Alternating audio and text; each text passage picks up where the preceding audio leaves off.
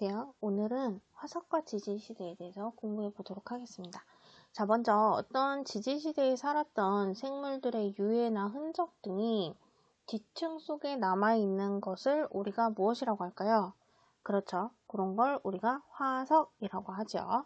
자, 어떤 생물체에 꼭 유해일 필요는 없어요. 여기서 말하는 흔적이라고 하는 거는 바로 아래줄에 나오는 생물의 발자국이나 움직임 이런 것들이 다 모두 흔적에 속하고, 이런 흔적이나 배설물, 알 등도 지층에 남아있으면 우리가 그것들을 모두 화석이라고 지칭을 합니다. 대부분이 어떤 지층에 주로 묻히냐면 셰일이나 사암, 석회암 같은 이런 암석들을 뭐라고 하죠? 그렇지, 퇴적암이라고 하죠. 그래서 퇴적암 층에서 많이 발견이 돼요, 화석은. 왜냐면 화성암이나 변성암 같은 것들은 화석이 보존이 안 돼요. 암석이 다른 변동에 의해서 변하기 때문에 얘네들의 그 정보를 고스란히 안고 있을 수 없기 때문에 화성암이나 변성암이 아닌 퇴적암 층에서 화석이 발견이 된다. 요것도 기억을 해두시면 좋겠죠? 퇴적암에서 화석이 발견이 된다. 자, 그럼 이런 화석은 어떤 과정을 거쳐서 만들어질까요? 아마 대부분 초등학교 때 다 배우셔서 알고 계실 텐데, 자, 먼저 바닷속에 있는 생물들의 화석 생성 과정을 토대로 우리가 화석이 이런 과정을 통해서 만들어지는구나 하고 대략적으로 이해를 하시면 될 것 같아요. 자, 먼저 바다에 살던 생물들이 막 살아가고 있죠. 살아가고 있다가 생물들이 죽어서 바다에 가라앉았어요. 그럼 바다 밑에 진흙과 같은 퇴적물들이 계속 쌓이게 되겠죠. 오랜 시간 쌓이게 되면 이 퇴적물들이 굳어요. 굳고 나서 이 바닷속에 있던 땅이 지각 변동으로 인해서 퇴적층이 위로 솟구쳐 튀어 오르겠죠. 자, 그러다 보면 원래는 저 바닷속 아래에 있던 애들이 퇴적적 지각 변동에 의해서 위로 올라왔다가 나중에 침식에 의해서 깎여 나가면서 밖으로 드러나는 거야. 그런 걸 우리가 뭐라고 한다고? 화석이라고 하죠. 이런 화석들이 발견이 되면 과거에 여기가 바다였구나 하는 정보를 우리에게 줄 수도 있는 거죠. 자, 그래서 화석의 기본 생성 과정. 생물이 죽어서 땅에 묻힌다. 또는 바다에 가라앉는다. 그리고 그 위에 퇴적물이 계속 쌓이게 된다. 쌓이고 쌓이면서 오랜 시간이 지나면 굳어지고, 그 굳어진 지층이 지각 변동에 의해서 솟구쳐 오르고, 그 이후에 침식에 의해서 깎이면서 화석이 밖으로 드러난다. 이런 과정을 거쳐서 화석이 만들어진다 하는 거 알아두시고요. 자, 그럼 이런 화석 잘 만들어지려면 어떤 조건이 채워주면 좋을까요? 자, 일단 생물의 개체수가 많은 게 좋을까, 적은 게 좋을까? 땅에 묻혀서 무언가 쌓인다고 다 화석이 되는 건 아니죠. 그러니까 확률적으로 화석이 많이 남으려면 생물의 개체수가, 그렇지, 많아야 하고, 또 되게 한 군데서만 살면 화석이 만들어지기 쉬울까요? 아니지. 확률적으로 여러 지역, 넓은 지역에 분포를 해야만 화석으로 형성되기가 쉽습니다. 그래서 생물의 개체수는 많고 넓은 지역에 분포를 해야만 화석이 만들어지기 쉽다 하는 게 첫 번째 조건이고요. 두 번째, 땅 속에 묻혀서 그 정보가 오래도록 콱 박혀서 남아 있으려면 물렁물렁한 부분보다는 뼈나 껍데기와 같은 어떤 부분? 그렇지, 단단한 부분이 있어야지만 화석으로 되기 유리하다. 또 지각 변동을 마구 받아서 막 용암이 솟구쳐 오르고 막 그 지층이 녹아내리고 이러면 화석으로 남기가 어렵겠죠. 맞아요. 지각 변동을 어떨수록, 그지, 적게 받을수록 화석으로 남기 쉽다 하는 거고, 마지막 진짜 중요한 거, 묻힌다고 다가 아니에요. 생물체의 유해가 반드시 썩기 전에 빨리 퇴적물에 묻혀서 보존이 돼야 됩니다. 이게 왜냐면 빨리 얘가 땅속에 묻혀 있지 않으면 우리가 쉽게 매몰된다고 하지. 매몰되지 않고 지표면에 오랫동안 노출되어 있으면 박테리아 같은 애들의 분해 작용이나 아니면 다른 퇴적물이랑 같이 운반이 돼서 도중에 풍화작용에 의해서 날아가. 그렇기 때문에 빨리 매몰이 돼야 하고요. 또 모래나 토양, 진흙이 덮어줌으로 인해서 이 유해들이 대기 중의 산소와 수중의 산소들이랑 변화를 안 일으키게 되는 거야. 빨리 매몰이 되면.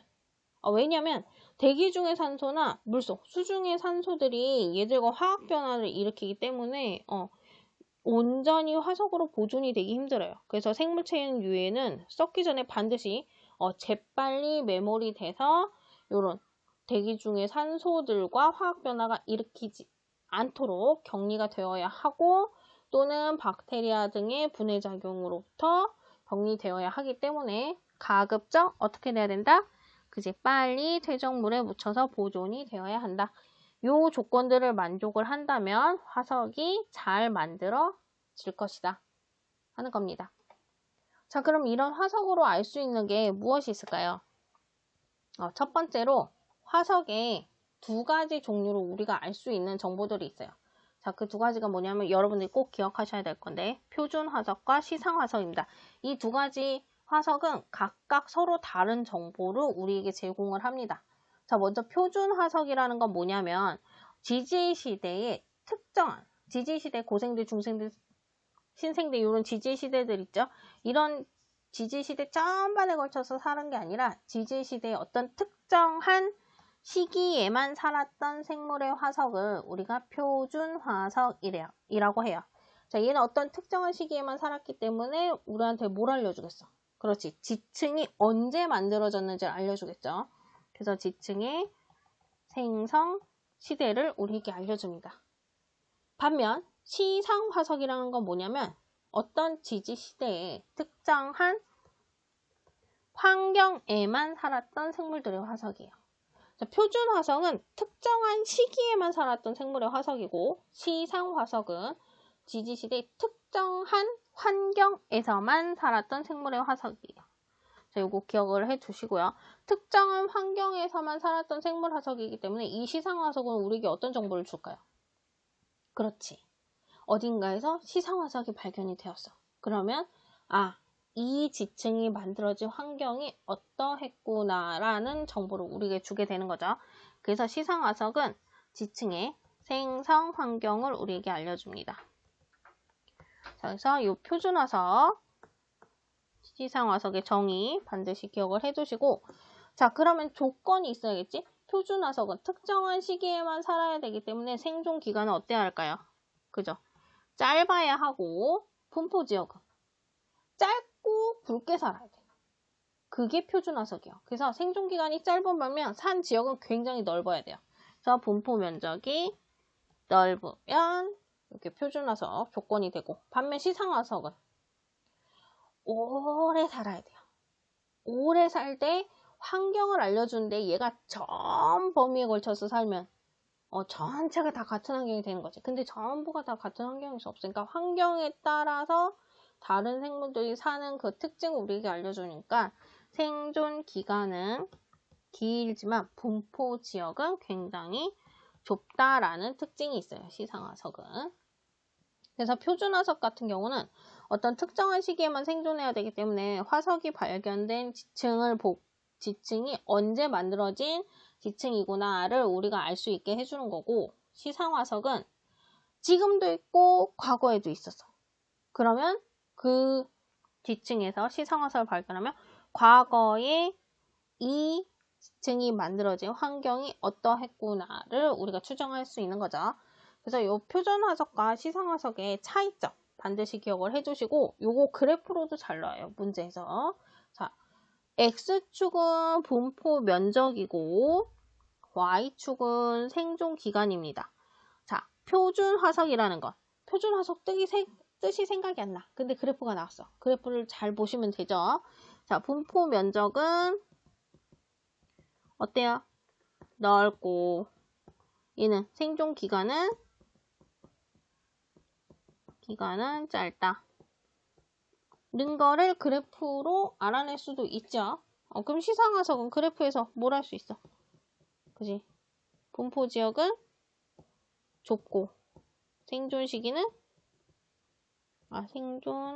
기간은 길다 하는 걸 그래프로도 알 수 있습니다. 그래서 이 그래프 잘 나오니까 봐주시고 이 그래프를 딱 보고 여기가 한 군데가 가려져 있어도 분포 지역이 넓고 생존 기간이 짧으네. 그럼 이거 무슨 화석? 그렇지. 표준 화석. 이라는 거를 여러분들이 찾아서 문제를 푸실 수 있으면 됩니다. 자, 그러면 예를 볼게요. 표준화석의 예는 뭐가 있을까? 짧은 지지시대에 살면서 생존기간이 짧으면서 분포적이 넓어야 되는 애들. 우리가 잘 알고 있는 중생대, 고생대, 신생대의 대표적인 화석들을 떠올리시면 돼요. 고생대의 대표적인 화석은 뭐 있어요? 삼엽충, 갑주어, 필석 요런 애들이 있고요. 중생대는 대표적인 거 공룡 있죠. 그 다음으로 암모나이트 있고 신생대는 화폐성 메머드 있어요. 다 아실이라고 생각이 들고 자 시상화석의 대표적인 예는 고사리와 산호가 있습니다. 고사리는 따뜻하고 습한 육지 따뜻하고 수심이 얕은 바다에 사는 애는 산호. 그래서 다른 거 기억 못하셔도 요거 두 개 기억하셔야 되고 요 세 개 중에서 대표적인 거 삼엽충, 암모나이트, 공룡, 화폐성 메머드 요거는 꼭 머릿속에 기억을 해 두시고 계셔야 합니다. 자 그래서 요런 표준화석과 시상화석 활용도에 대한 것까지 여러분들이 아셔야 돼요. 자 아래쪽에 사례를 간단하게 선생님이 써놨어요. 자 표준화석이라는 건 짧은 어떤 특정한 시기에 넓은 분포 지역에서 살던 생물들의 화석이라고 했죠. 그래서 에베레스트산 꼭대기에서 암모나이트 화석이 발견됐어. 자, 그러면 그 꼭대기는 언제 만들어졌다? 그지, 중생대에 만들어졌다. 어디에서? 바다에서. 이런 정보를 우리가 알 수 있다는 거예요. 그 다음에 자 시상화석의 예를 보면 어이구 여기 오타가 있네요. 화석이 발견. 자 고사리 화석이 발견된 지층이 있다. 그러면 그 지역은 과거에 어땠다? 그지? 따뜻하고 습한 육지였다. 라는 사실을 우리가 알 수 있는 거죠. 자, 시상화석과 표준화석 어떻게 활용하는지 이해되셨습니까? 이해되셨을 거라고 생각을 해요. 그래서 화석이 알 수 있는 거, 화석을 통해서 우리가 알 수 있는 사실 첫 번째가 바로 이 표준화석을 통해서 그 지층이 만들어진 시기를 알 수 있고 시상화석을 통해서 그 지층이 만들어진 환경을 알 수 있다. 자, 그럼 두 번째로 우리 뭘 알 수 있을까? 과거에 화석을 통해서 그 지층이 생성될 당시의 육지, 바다 어떤 환경이었는지를 우리가 알 수 있다 하는 얘기야. 그거는 좀 전에서도 얘기했었던 거고 그 다음으로 우리가 알 수 있는 게 뭐냐면 지층의 대비라는 거예요. 뭐냐면 어떤 서로 떨어진 지역이 있는데 그 떨어진 지역에서 같은 표준화석이 나왔으면 두 지층은 같은 시기에 만들어졌다라고 볼 수 있겠죠. 자, 여기 예시가 있어요. 이 그림은 예시 그림이고 표준 화석을 통해서 서로 떨어진 지층의 생성 시기를 비교를 할 수 있는데 자 여기 가지역이 있고 나지역이 있습니다. 요 가지역과 나지역의 지층을 순서대로 놨어요. 자 화석 A 자 여기 다 표준 화석이라고 봅시다. 예를 들어서 뭐 암모나이트가 발견됐다. 그 다음에 또 뭐 할까? 암모나이트 다음에 화석 B에는 쌓여야 되니까 뭐 화폐석 뭐 쌓였다 등등 예를 들면 이런 식으로 표준 화석들이 차곡차곡 쌓였다고 생각을 하시면 됩니다. 그래서 가지역과 내지역의 지층을 비교해 보니까 이게 같은 층이죠. 이렇게 같은 층, 이렇게 세 번째 층도 같은 층이라고 같은 시기에 만들어진 층이라고 볼 수가 있죠. 자 그런데 보면은 가는 갑자기 A, B, C 가다가 F 뚝 떨어졌어. 근데 나 지역에선 D, E가 있죠. 요거 뭐를 의미할까요? 그 다음에는 F가 여긴 또 있어. 요건 무엇을 의미할까요? 그지? 가 지역에선 화석 D랑 E가 생성된 시기에 퇴적된 지층이 없다는 거를 우리가 알 수 있는 거예요. 지층의 대비라는 건 이런 걸 비교해서 알 수 있다는 얘기야. 그러니까 무슨 일이 일어났는지 모르겠지만 비슷한 시기에 애들이 차곡차곡 지층이 쌓이다가 가 지역에서는 어떠한 일이 일어나서 쌓였다가 없어진 건지 안 쌓인 건진 확실치 않지만 이것만 봤을 때는 그 층이 없는 거야. 그랬다가 그 뒤에 다시 똑같은 화석이 있다는 거예요. 그럼 중간에 걔가 사라졌을 확률이 높겠죠. 이런 식으로 지층을 분석을 할 수 있다는 거예요. 뭘 보고? 화석을 보고. 그래서 이런 게 지층의 대비인 거고, 자, 대륙이 어떻게 이동했는지도 알 수 있어요. 자, 멀리 떨어진 대륙들의 화석을 비교를 해서 같은 동지질 시대 동안 대륙이 어떻게 움직였는지 우리가 파악을 할 수 있다 하는 얘기예요. 자, 가장 단적인 예를 들어서 여기에 보면은 얘 보이세요? 얘 무슨 공룡 같아. 리스토사우루스라는 화석이 발견이 됐는데, 자, 어디에서 발견됐냐면 아프리카에서도 발견이 되고, 얘는 남극이라고 보시면 돼요. 남극에서도 요 리스토사우루스의 화석이 발견이 됐어. 자, 남극과 아프리카 떨어져 있는 대륙이죠. 근데 똑같은 리스토사우루스 화석이 발견이 됐다. 이건 뭘 의미하는 걸까요? 자, 리스토사우루스가 여기서부터 막 바다 건너, 물 건너, 산 넘어 남극까지 갔을까? 아니죠. 무슨 얘기예요? 과거에 아프리카와 남극 대륙이 붙어 있었다라는 걸 알 수 있다는 거예요. 이해되셨나요? 그래서 멀리 떨어진 대륙의 화석들을 비교를 해서 같은 화석이 발견이 되면 과거에 이 대륙이 붙어 있었구나 라는 사실도 우리가 파악을 할 수 있다 하는 거야. 뭘 통해서? 그지? 화석을 통해서. 자, 마지막으로 화석이 우리에게 알려준 정보 무엇일까요? 그죠? 생물의 진화 과정을 알려줍니다. 생성 시기에 따라서 발견된 생물 화석들을 쭉 나열을 하다 보면 이 생물들이 어떻게 진화했는지에 대한 진화의 정보를 우리가 알 수도 있습니다. 뭘 통해서? 그치? 화석을 통해서. 그래서 우리가 알게 된 게 있죠. 동물의 진화 과정은 어류, 바닷속에서부터 출발을 해서 어류가 양서류로, 양서류에서 파충류, 파충류에서 조류나 포유류로 갈라져서 진화했다라는 거 우리가 알 수 있고, 식물은 양치식물, 고사리 같은 양치식물에서 거시식물, 그 다음에 속시식물로 진화했다라는 사실을 우리가 무엇을 보고 알 수 있었다고? 그렇지, 화석을 보고 알 수 있었다. 자, 그래서 여러분들 기억을 하셔야 돼요. 화석을 통해서 우리가 알 수 있는 거, 표준 화석을 통해서 지질시대 만들어진 지층이 만들어진 생성시대를 우리가 알 수 있었고, 시상화석을 통해서 지층이 만들어진 생성 환경을 알 수 있었습니다. 또 화석을 통해서는 과거의 육지와 바다가 어떻게 분포되어 있는지, 또 지층이 언제 생성되었는지를 서로 비교를 할 수 있고, 또 마지막으로 대륙이 어떻게 움직였는지 볼 수 있다. 그리고 진짜 중요한 거, 생물의 진화 과정까지도 우리는 화석을 통해서 알 수 있다라는 거. 오늘 한 내용은 그렇게 어렵지 않아요. 그래서 이 내용들 반드시 기억을 꼭 해주시기 바랍니다. 자, 그러면 한 대략 10문제 정도의 정리 문제를 풀면서 오늘 배운 내용들을 한번 정리를 해봅시다. 자, 1번. 지질시대에 살았던 생물의 유해나 흔적이 지층 속에 남아있는 것을 우리 무엇이라고 했죠? 그지? 화석이라고 했죠. 자, 2번. 지질시대의 특정한 시기에만 살았던 생물 화석으로 지층에, 자, 중요한 거 생성 시대를 알려준 화석. 뭐였지? 그렇지. 표준 화석. 자, 지금까지 틀린 문제 없겠죠? 틀리셨으면 문제 푸는 거 그만. 다시 앞으로 돌아가셔서 공부하신 다음에 정리 문제 풀기 바랍니다. 자, 3번. 지질시대의 특정한 환경에서만 살았던 생물의 화석으로, 이거 무슨 화석이었지? 그치. 시상화석. 자, 2번이랑 3번 절대 헷갈리시면 안 됩니다. 자, 그 다음에 4번. 화석이 대부분 발견되는 암석은 무슨 암석이라고 했지? 그치. 퇴적암이라고 했죠. 퇴적암이다. 자, 5번은 OX 문제예요. 생물의 발자국이나 움직인 흔적도 지층에 남아있으면 화석이 된다? 화석이 된다라고 했죠. 5고. 자, 6번. 지각 변동을 많이 받을수록 화석으로 남기 쉽습니까?